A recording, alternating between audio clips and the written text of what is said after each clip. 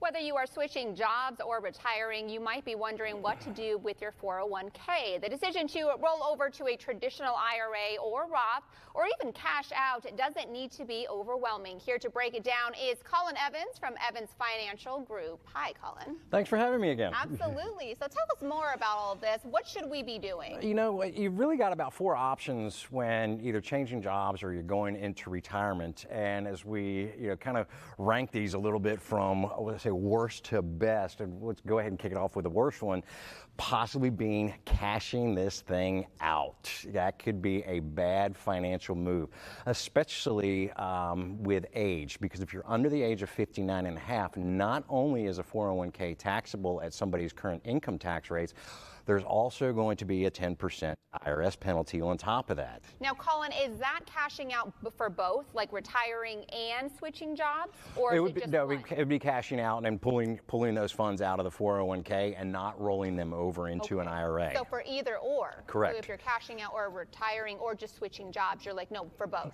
Correct. And then we could go into one that's would be a little bit more complicated, would be rolling it into an IRA and then converting that over into a Roth, because me and you've talked a couple of times about, we're still in the Trump tax code era, and it's some of the lowest that our country has ever seen. So it could be a very, very viable option on doing that, because then from that point forward, the growth on those retirement assets become income tax free because you've already paid the taxes on that. So, or what if we're going to a new place of employment?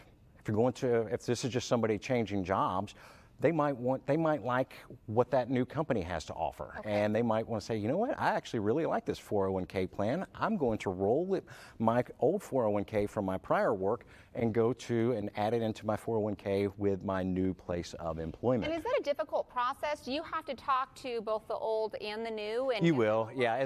But it's typically a lot of the stuff can be really done through signatures, and then it's typically signed off on by the human resource person. Okay. And the human resource person is typically just verifying that, hey, this person is no longer employed here.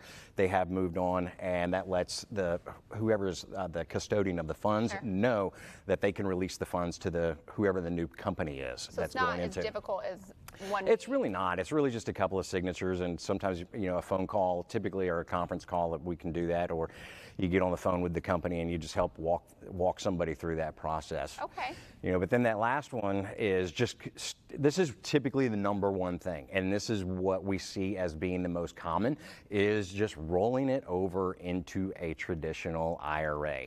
The beauty of that is that opens up for that individual, that opens up all kinds of possibilities in the investment world, in the saving world, compared to what maybe was in their 401k plan. Typically, 401k plans are limited with options. They kind of just have a niche of a small amount of things that you can choose from. So one of the beauties is rolling that over to an individual. It gives that individual IRA, gives them a much, much greater avenues and much more broader scope that they can actually do with their retirement accounts at that point forward. And it still allows the transition of not having to get any tax implications yet. I completely forgot about the tax implications. It'll get you. It will get you. That's a big thing, especially since there's IRS has the under 59 and a half, and that's penalties. That's a 10% penalty. So if somebody's in a cumulative 20 to 25% tax bracket and under 59 and a half, and they cash this thing in, double whammy. They're getting hit very hard. Even if they go and take a loan out, which can be pretty common. One of the things that people don't realize is when they go to take the loan out, they start to repay the loan of their 401k. They pay it back with after-tax dollars. Ooh.